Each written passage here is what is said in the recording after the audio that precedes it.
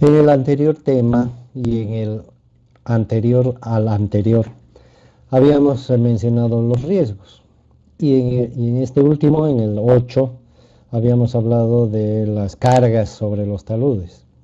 Entonces, ¿qué hacer cuando hay las cargas sobre los taludes o riesgo sobre los taludes o riesgo en el talud solo?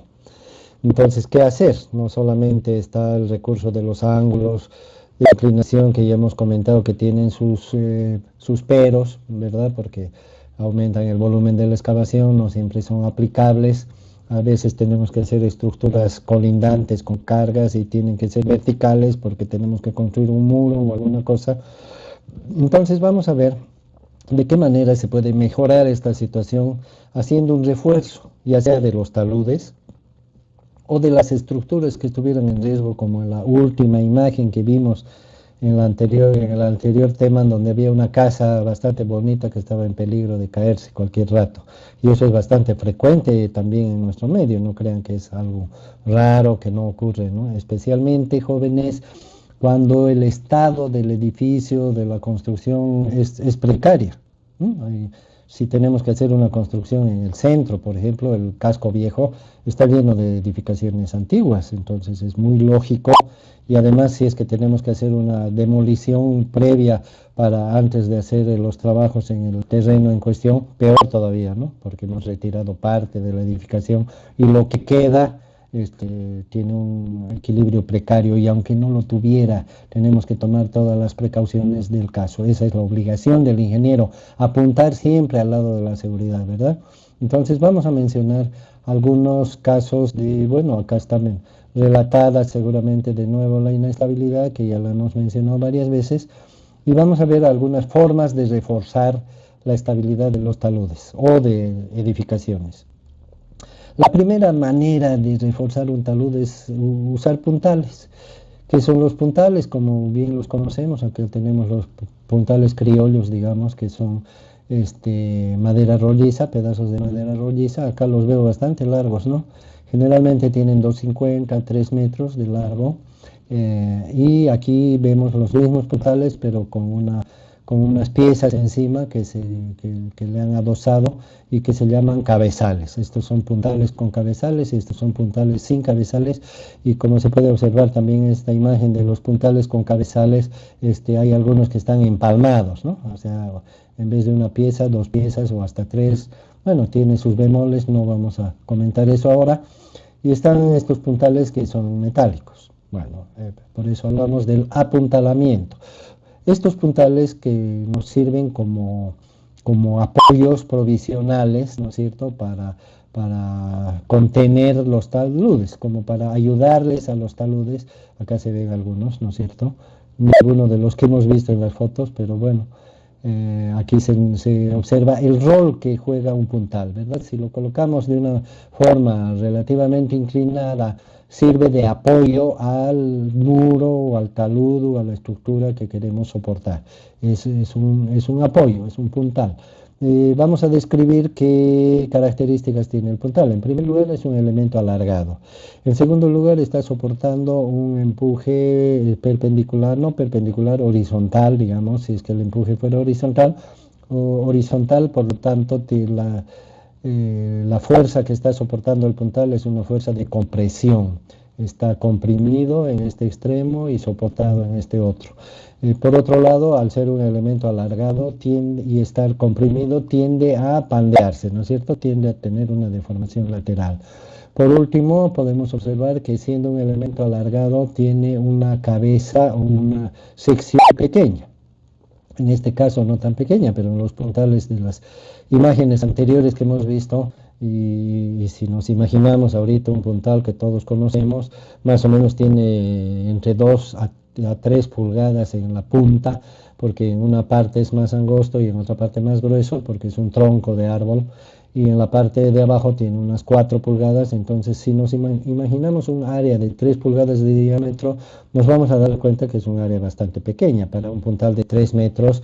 Entonces, la esbeltez del elemento es bastante pequeña, o bastante grande, mejor dicho, bastante grande, lo que hace que fácilmente no tenga la capacidad de soportar cargas muy grandes sin deformarse. por eso es que se lo suele flechar, ¿no es cierto? Bueno, pero de momento lo que quería hacer énfasis era que como el puntal tiene una punta de contacto, es muy posible que, y peor si es un talud el de tierra, el que estamos soportando, es muy fácil que el puntal penetre, punzone, ¿no es cierto?, la superficie del talud, por lo cual se suele utilizar acá en la parte de arriba una tabla que aumente la superficie de contacto y que evite el punzonamiento. Y lo mismo puede pasar abajo, ¿no es cierto? Entonces el conjunto completo del puntal vendría a ser el puntal más las dos piezas de ayuda para reducir el punzonamiento tanto arriba como abajo. Otro detalle que podríamos hacer notar es de que acá el puntal en relación al muro, el muro es vertical, el puntal inclinado fácilmente podría deslizarse hacia arriba, ¿no es cierto? Si lo comprimimos mucho, y acá podría deslizarse horizontalmente también si lo comprimimos mucho. Entonces en muchos casos hay que fijar la punta o poner un apoyo, ese apoyo que decíamos que se suele llamar solera para reducir el área de la punta perpendicular o casi perpendicular a la dirección longitudinal del puntal. Lo mismo acá, ¿no?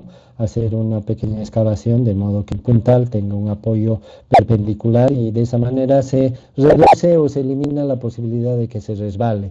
Y por último, si se lo puede fijar clavándolo de alguna manera para que no sufra ningún movimiento, mejor todavía. Ese es el puntal.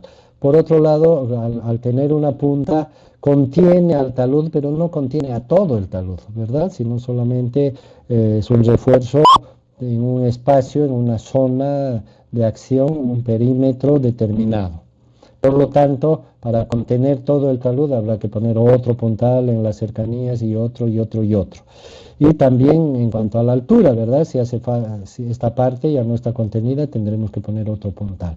Entonces, en general, el apuntalamiento no había disponibilidad de muchas figuras, por eso lo estoy explicando así, y peor con los puntales nuestros. Entonces, aquí tenemos imágenes donde se ve uno, dos, tres puntales, pero en general, si queremos soportar un taludo, si queremos soportar un muro o una casa, como lo que hemos visto, tenemos que usar muchos puntales, ¿no es cierto? Y probablemente a diferentes niveles y bien sujetados, etcétera. Y también, si es posible, arriostrados, ¿no es cierto?, para reducir la esbeltez. Entonces, ese es el trabajo que se hace. Los puntales muy chicos no nos servirán para soportar una casa. Tendremos que buscar piezas más grandes. Acá en Santa Cruz se utilizan mucho las piezas de cuchi de las construcciones antiguas, que son vigas de 20, 25 centímetros de lado, cuadradas generalmente, de sección cuadrada, y tienen largos hasta de 5 o 6 metros, ¿no? Ideales para usarlas como puntal en ese tipo de circunstancias. Estos otros puntalitos chicos nos servirán para excavaciones chicas de 2 metros, qué sé yo. Acá vemos en esta otra imagen, jóvenes, que los puntales no solamente son los casos que hemos mencionado de madera, pequeñitos puntales, también se pueden usar puntales muy grandes, como se ven acá, y vamos a ver seguramente más adelante, elementos que ya sea vigas metálicas o elementos que se fabrican especialmente para puntales, generalmente del tipo de acero en celosía, ¿no? Como el de los tinglados, así con enrejado. Luego tenemos otro caso, otros casos que podemos ver aquí, el tipo de piezas que se utilizan. Acá tenemos varios puntales, como podemos ver, están ayudando a soportar la pared vecina, ¿no? La pared vecina. Acá se aprecian estas piezas que decía que se fabrican algunas veces especiales, en este caso para soportar o ayudar en la estabilidad de esta construcción vecina también. Entonces son elementos de refuerzo. Las cuñas. En realidad esta foto no debería estar aquí porque no es un puntal, es una cuña. La cuña es un elemento igual, alargado, cumple la misma función que el puntal, pero no se la suele poner inclinada la cuña como está acá, sino así horizontal. Y por lo tanto, como no apoya en el suelo en su otro extremo, tiene que apoyar en otra superficie vertical para que pueda contener lo que está sujetando, ¿verdad? Entonces la cuña es igual un elemento alargado que tiene una acción puntual, que necesita un elemento que amplíe su superficie de contacto y que además tiene que tiene que tener un apoyo vertical en el otro extremo. El clásico uso de la cuña aquí lo tenemos, ¿no? Con las excavaciones tipo alcantarillado, donde tenemos un talud, otro talud al frente y está la cuña. Y para que no esté en contacto directo con el suelo, aquí vemos unas tablas, ¿no? Que han puesto unas tablas justamente para que no dañen el talud, ni el talud no falle y la cuña cumpla bien con su función. Además que al poner un elemento así, estamos agrandando la superficie de apoyo de la cuña.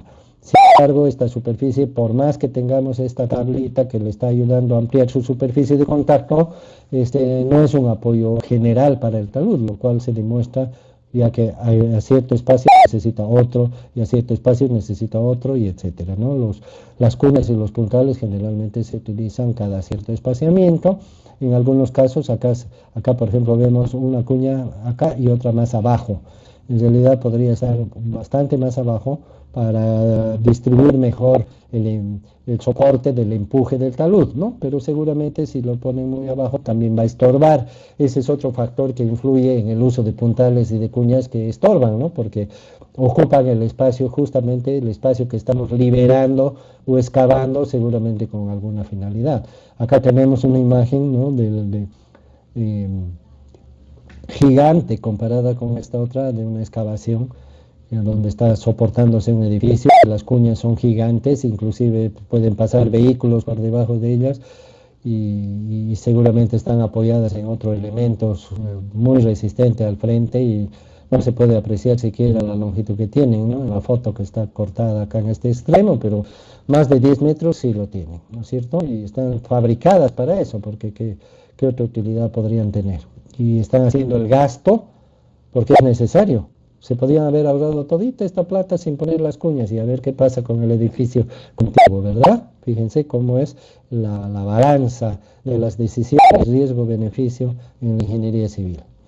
Otra opción son los entibamientos o entibados, como se llama, que en realidad es un muro que se pone delante del talud, un muro provisional, por supuesto, temporal, formado por tablas, como se ve acá. En realidad son tablones.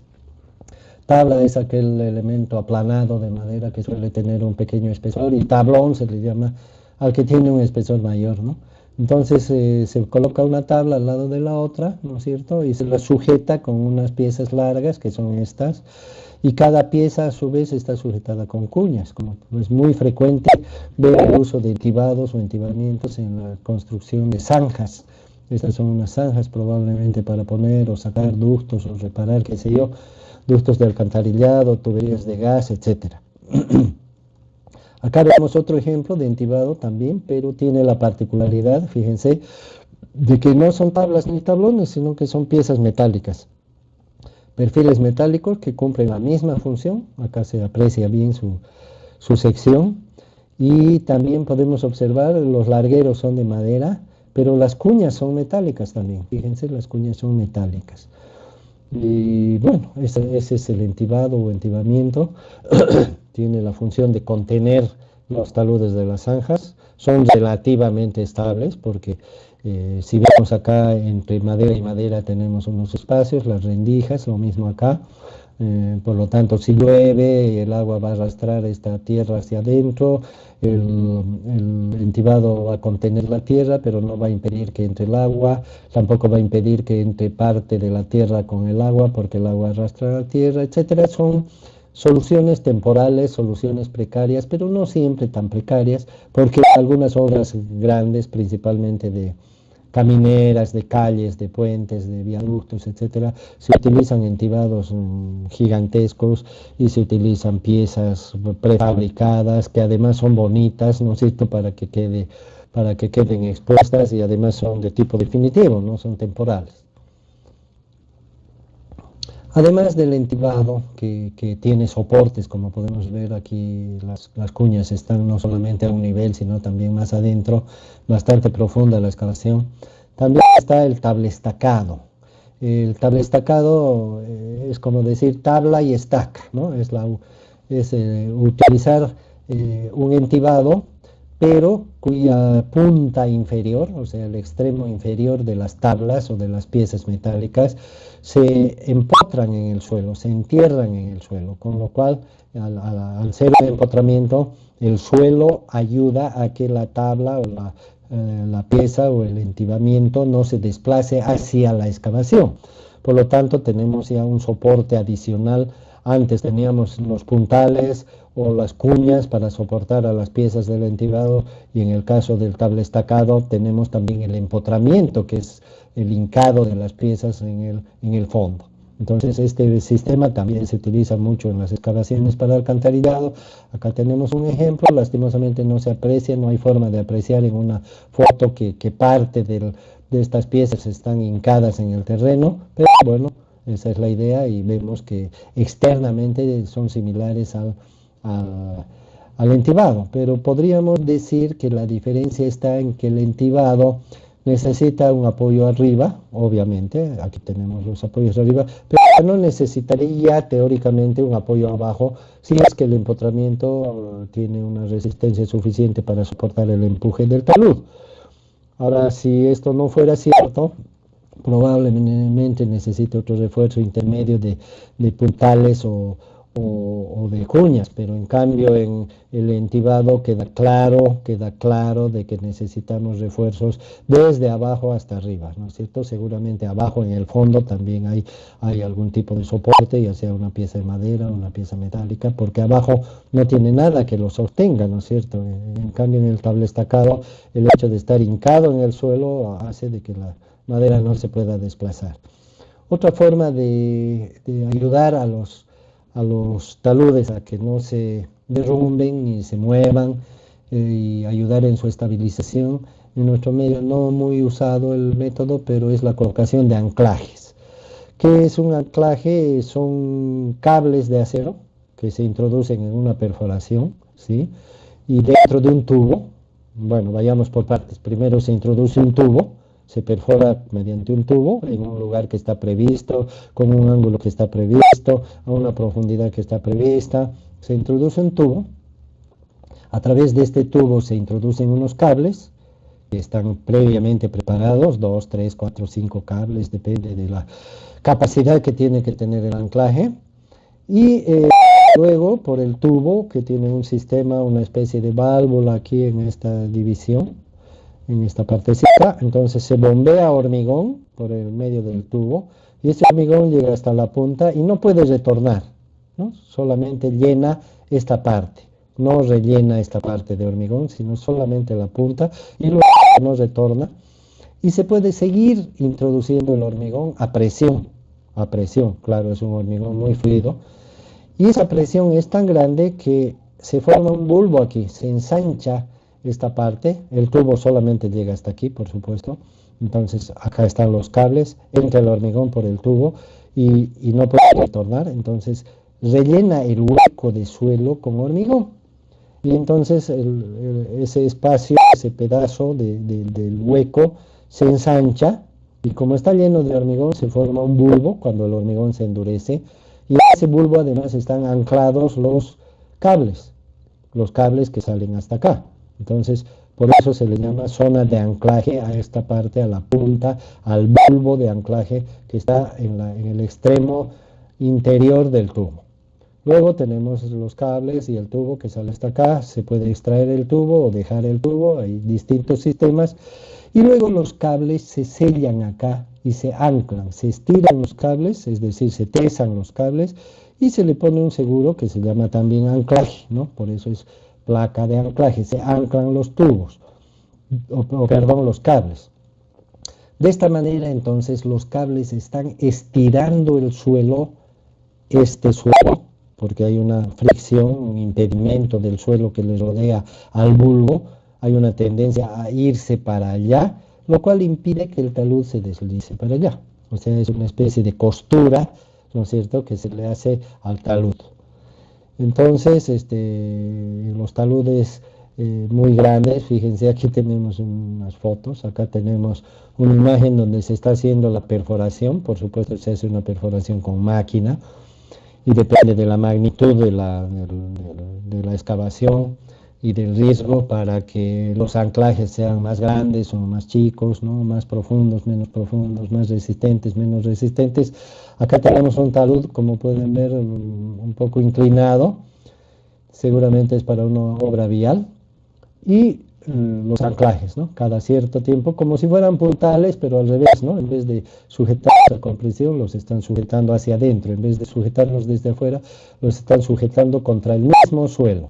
Entonces aquí tenemos, están espaciados no solamente horizontalmente, sino también verticalmente, como se puede ver, porque son contenciones puntuales también, ¿no? ¿Cierto? Solamente tienen una zona de efecto, no es que con un anclaje vamos a soportar o ayudar o reforzar todo el talud, sino que cada cierto espacio necesitamos repetir la operación para la efectividad del caso. Finalmente vamos a mencionar el concreto lanzado, que es un concreto casi líquido. Aquí yo creo que lo que más ilustra en este caso es la imagen. Es el concreto lanzado, es un concreto que se bombea, hay una bomba dentro del cual se introduce el concreto, que tiene obviamente una dosificación especial, tiene una granulometría, un tamaño máximo bastante chico, y ese hormigón sale a presión por una manguera, como si estuviéramos fumigando, digamos, en este caso el talud, y va formando una capa de concreto, como se puede ver acá, ¿no? Y si lo hacemos más o menos de manera ordenada, va a ir formando una capa del espesor que quisiéramos. En realidad el hormigón lanzado se puede hacer del espesor que uno quiera, porque encima de esta capa podemos poner otra y otra y otra y otra. Los túneles, por ejemplo, se revisten así de hormigón, no se ponen encofrados ni nada, se utiliza el hormigón lanzado y también tiene otros usos. Acá vemos un talud mucho más grande, fíjense, y tenemos de qué manera lo están lanzando al hormigón a través de mangueras y todo con una máquina, ¿no? Por la gran altura que tiene el talud o el objeto que se está concretando, por decirlo de una manera, con el hormigón lanzado. Y obviamente que esto es como si fuera un revoque, ¿no? Como si fuera un refuerzo. Ya por lo menos está protegido el talud de la intemperie, ya el viento no se va a llevar los granos finos, el agua ya no le va a afectar tanto, aunque lloviera, ya va a circular por la superficie del concreto. El concreto tiene cierta rigidez, es una especie de envoltura que se le está proporcionando al talud, entonces es una forma también de reforzar. Y por supuesto que se pueden combinar las diferentes formas de refuerzo. Se pueden usar cuñas y puntales al mismo tiempo, tablestacas, y al mismo tiempo se puede hacer un hormigón lanzado, y se pueden poner anclajes, etcétera, ¿no? Se pueden combinar las formas, los ingenieros deberán decidir qué es lo mejor para cada circunstancia.